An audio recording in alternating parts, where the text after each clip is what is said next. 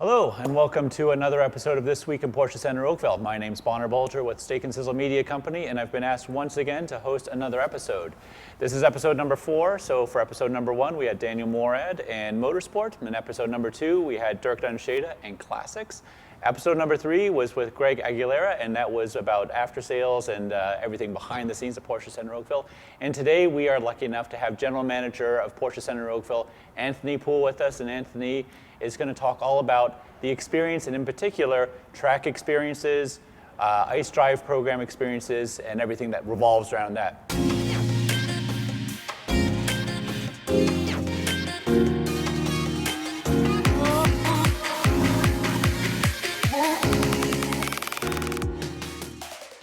And how's it going? You know what? It's great to see you. Thanks for having me here. I look forward to some great conversation about all things motorsport and track. Okay, so I wanted to start off by acknowledging that we are still in COVID times. We're staying 6 feet apart as always. So let's get started. Let's talk about the experience. Yeah, absolutely. The customer journey and the customer experience extends far beyond a beautiful showroom such as the one we're in at Porsche Centre Oakville. Bringing our customers, prospective customers, friends of customers, partners, to an environment that they are not used to, potentially, to help them experience the capabilities of our brand, but not just of our brand of vehicle, but our brand of our dealership, to show them the experience they will receive by being part of our family, whether it's a relatively low-cost two-wheel drive something to turbocharge something else. We want people to know that we're the place to come for an experience like nowhere else. Yeah, and I think that's maybe a differentiator, right? Because we're in a world now where there's a commoditization of product, essentially. I mean, these are amazing products, but you can buy it at many different places. Hopefully not. But is it? You can? No, you can only buy it here. It's the only place. Is it really about providing? It extends beyond just the purchase, right? Absolutely. Yeah. So then let's walk through a track day. Yeah, and I think what we do is we try to recognize the different skill levels, the different appetites of customers.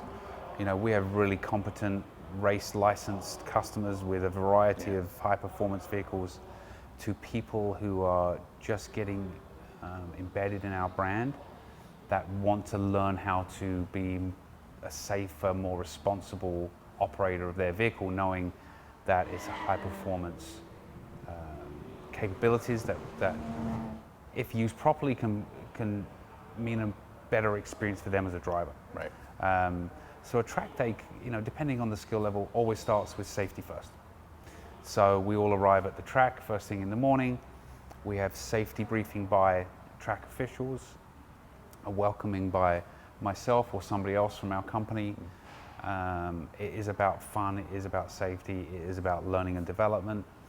We are not there to set lap records, contrary to popular belief of some of our enthusiastic drivers.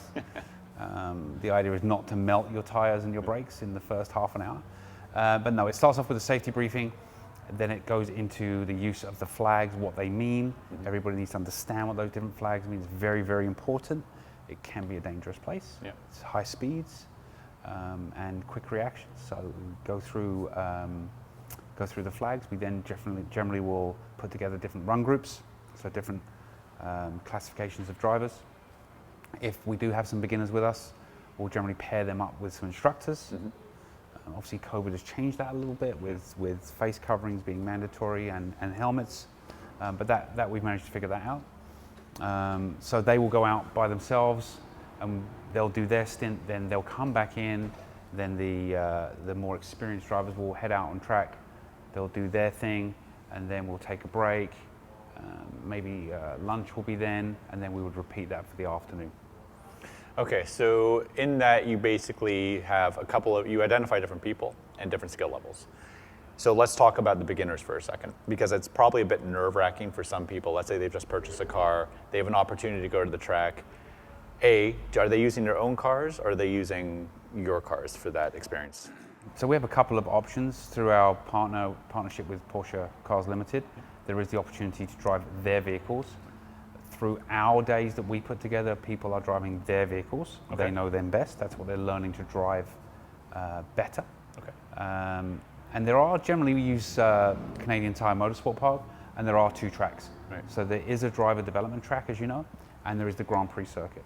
So we gauge people's appetite, and if they feel they really want to get started at the beginning, then the development track is the place to be. Cool. As they progress, we'll move up to Grand Prix, and we'll move up in what level of expertise they have, and they can go a little bit faster, a little bit faster, a little bit faster until they're comfortable driving by themselves.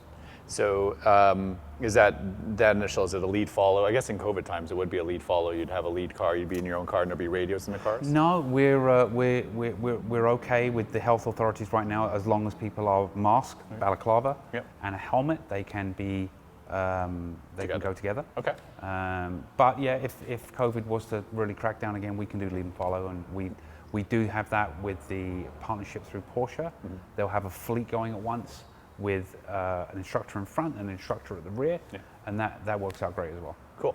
So is there anything that if I had a Porsche and I was going to go to track day, I'm new to it, is there anything I need to do to my car to certify it, or is there anything that's required before I get to the track?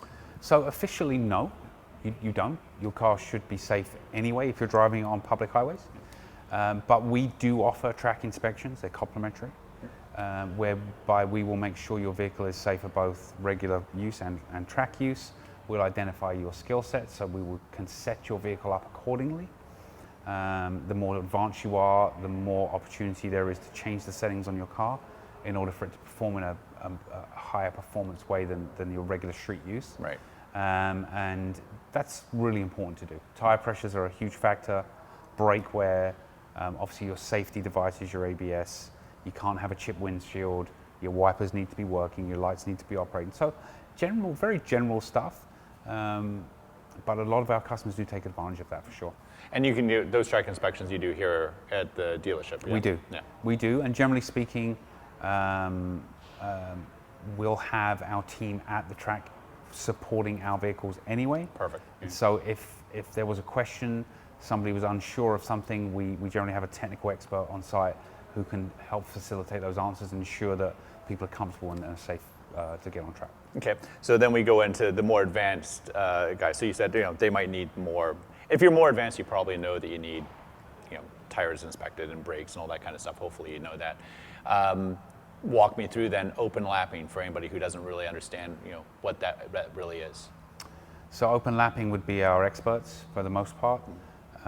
Experts being people that are comfortable traveling at a higher rate of speed on their own in a vehicle, being able to obey all of the flags and understand the apexes of the track they're on. So braking, accelerating, that type of thing, and be comfortable to do that.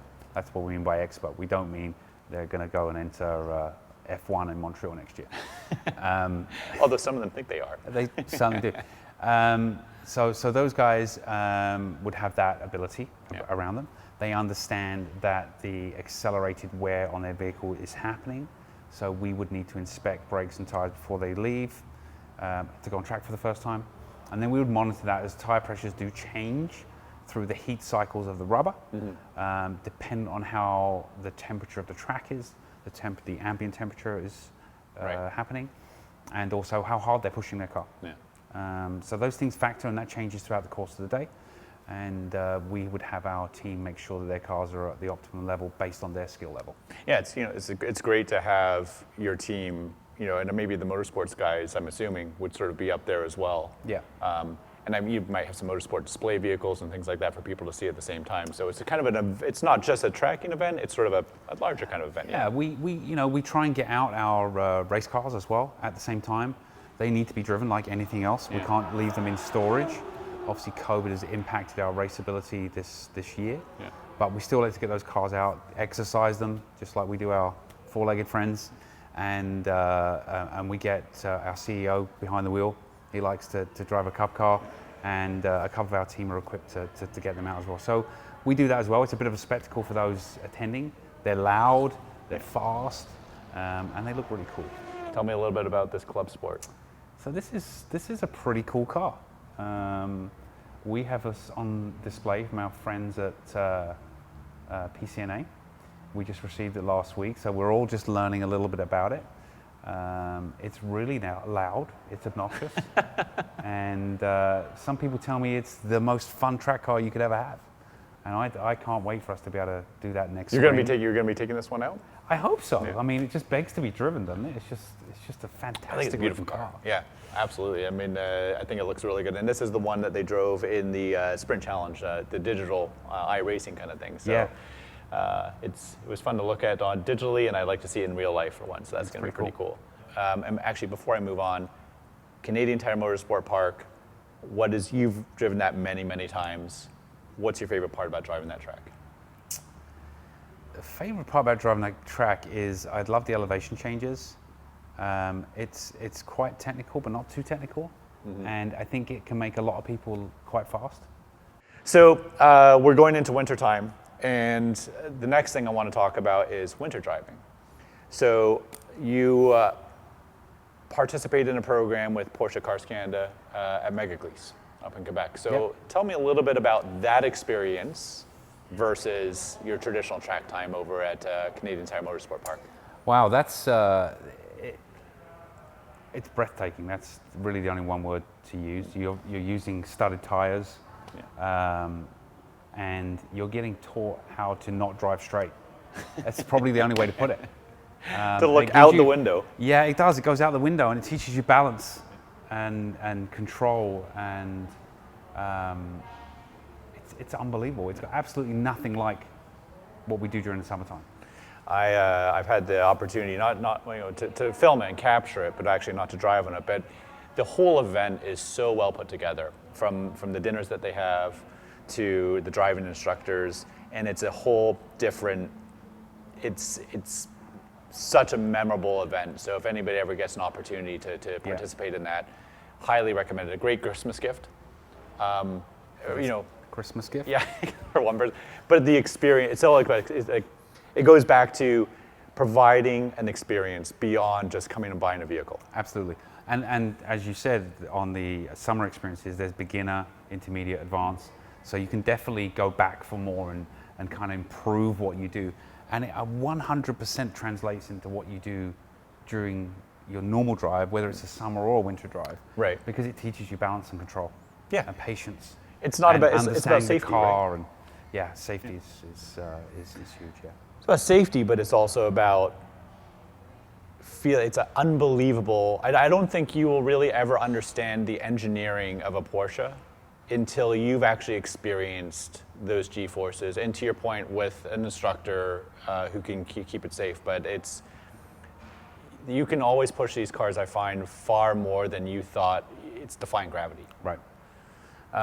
If taught the right technique, because when you're heading towards a 10-foot bank of ice, you need to know what you're doing. Yeah. You need to understand the car, you need to respect the car and the conditions, and understand the technology you're dealing with the type of tires you have on the vehicle, and how you're going to use the gearbox and when to use the accelerator, and maybe not use the brakes as much, right? There's lots of things you can do to control a car that don't include pushing the brake pedal. So yeah, a lot of it is using the brakes, right? Absolutely, yeah. and having the right equipment. Yeah.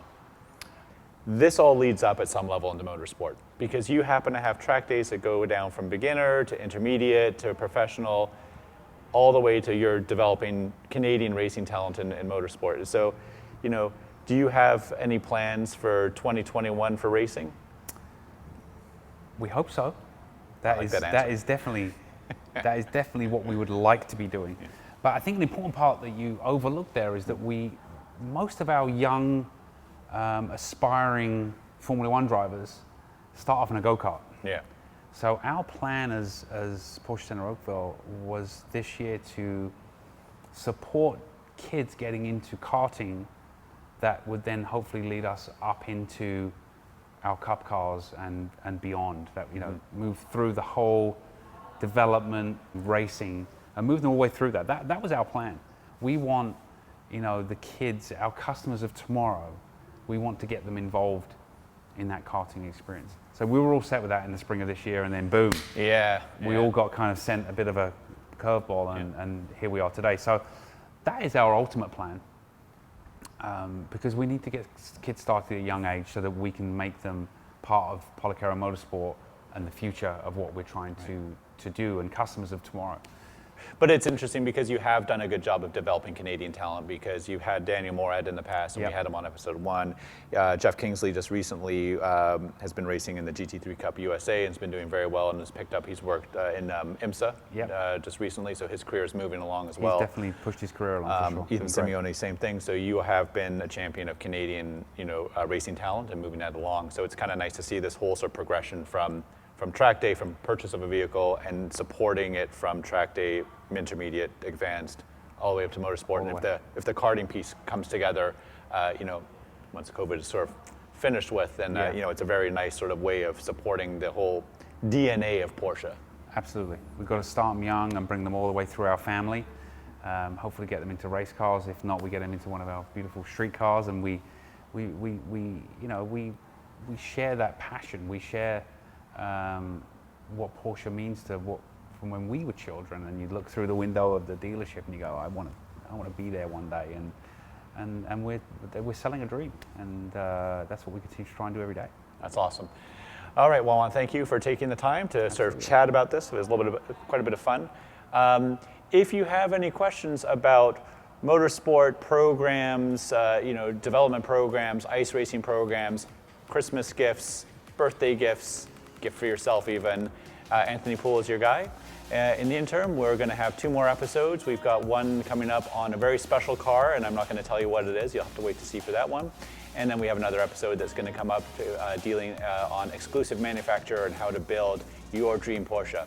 So until next time, thanks for tuning in, and looking forward to seeing you soon.